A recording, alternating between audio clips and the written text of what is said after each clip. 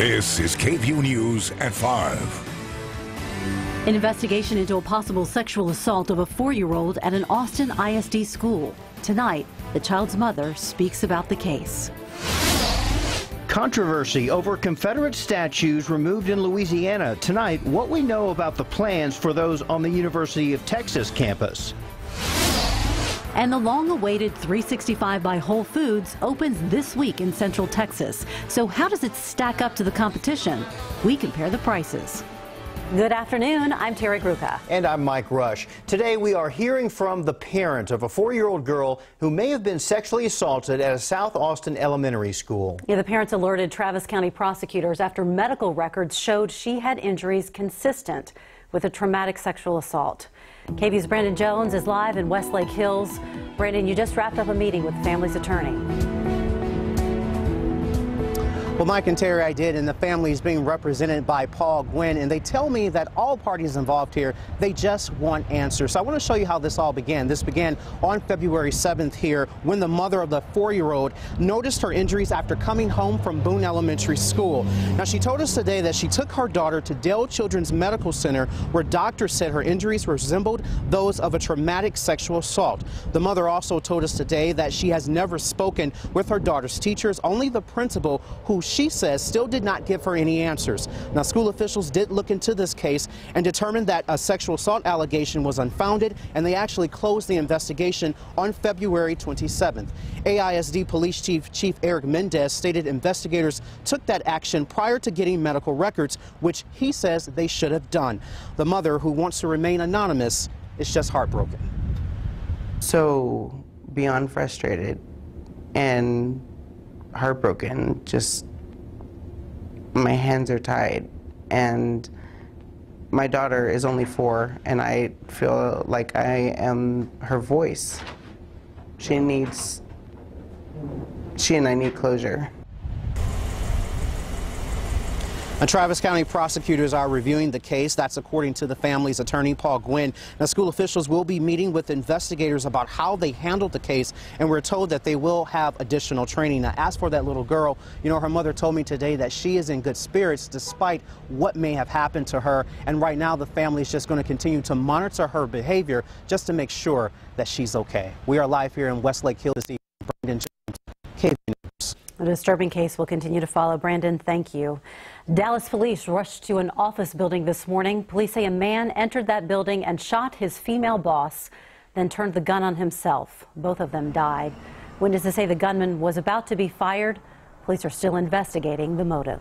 The city of New Orleans will spend the week taking down Confederate monuments. The first one came down overnight. 3 others will be removed in the next few days. The mayor called the statues symbols of racism and white supremacy. Workers taking down the monument wore bulletproof vests, military-style helmets, and scarves that covered their faces because supporters of the monuments have made death threats against anyone who would try and take them down. And here in Texas, some of the most prominent symbols of the Confederacy are on the UT campus. The university removed the Jefferson Davis statue 2 years ago, but controversy still surrounds other statues of Confederate generals, and that includes Robert E. Lee on the main mall. KVUE's Rebecca Trejo is live on campus. And Rebecca, what is UT saying about the future of those statues? Mike, the university says as of right now, there are no plans to change or move this large statue of Confederate General Robert E. Lee, along with the statues of 2 other Confederate leaders. Now, many of those that I spoke with today want the statues removed, yet others say it's a part of history. Yet so many other students ignore the statues completely on their daily walk to class. Abigail Aduro was already late for class today, so she barely had time to talk.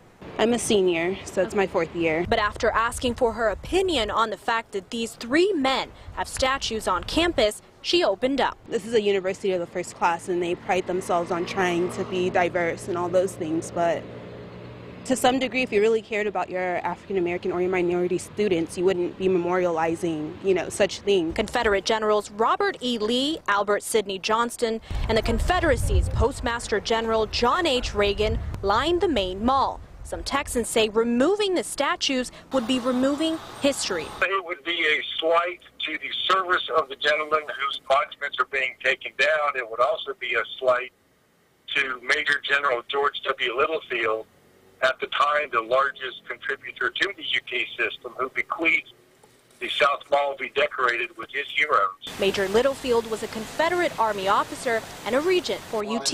Yet others who live in Austin now, like the local NAACP chapter president Nelson Linder, say these statues have a completely different meaning, especially in Austin. Well, I would challenge the liberalism, because it was so liberal, why these statues still exist. See, in Austin, Texas, we have a good way of not dealing with the real issues here. We talk a lot, but when it comes to the issues themselves, like these white supremacist symbols, we don't really want to address that. Linder says he's demanded the school remove the statues, and he's hopeful they will. Again, the school has no plans to take those 3 statues down. Now, as for the Jefferson Davis statue that was removed in 2015, that has been moved to the Briscoe Center for American History. Live at the University of Texas campus, Rebecca Trejo, KVUE News. Fantastic day it was out there across central Texas and around Austin. Temperatures reached the upper 70s, lower 80s, and combine that with the low humidity. Again, just spectacular. Here's a look outside over top our studios in North Austin. As you can see, Old Glory waving in the wind. We got a little bit of a breeze out there. The official highs at both Camp Mabry and Bertram, 82 degrees, far off the record highs, thankfully. About 10 to 15 mile-per-hour winds from the south. That's going to bring up the humidity by tomorrow, so I hope you enjoyed the cooler weather while we did have it, because temperatures are going to be climbing into the 90s for much of the rest of this week. Radar is quiet out there. It'll be dry for tonight. Temperature is going to be dropping into the 60s, so not as chilly for tonight as that humidity continues to climb, but still pretty comfortable out there.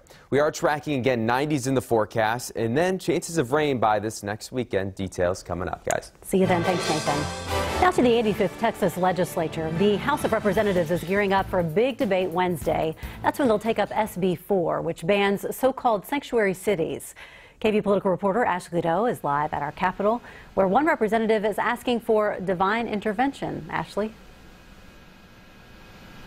Well, Terry, Dallas Representative Victoria Niave is fasting from food. She started yesterday after receiving communion at church, and she won't eat again until the vote on Wednesday. SB 4 will require all Texas law enforcement honor ICE detainers, which are voluntary requests to hold someone while their immigration status is investigated.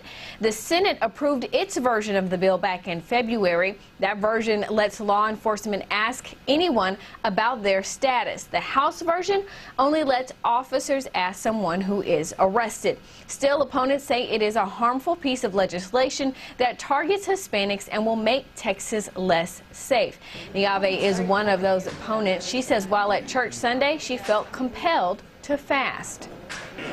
We know that we don't have the votes to defeat this bill, the Sanctuary Cities bill, and so I wanted to do something that would help bring attention to how bad this law will impact our families in our state. And so for me, that was doing it spiritually.